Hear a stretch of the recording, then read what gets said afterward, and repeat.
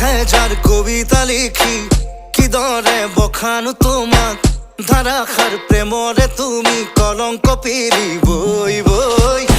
হাজার কবিতা লিখি কি দরে বখানো তোমাক ধারাখার প্রেমরে তুমি দিশাং দিগাৰু হই। সজাৰে প্ৰকৃতি উৰি নুগৈ যদি হেও ভতে ঐ আজীবন থাকিব তোমাৰে হৈ মনৰ হাবিতে ৰৈ।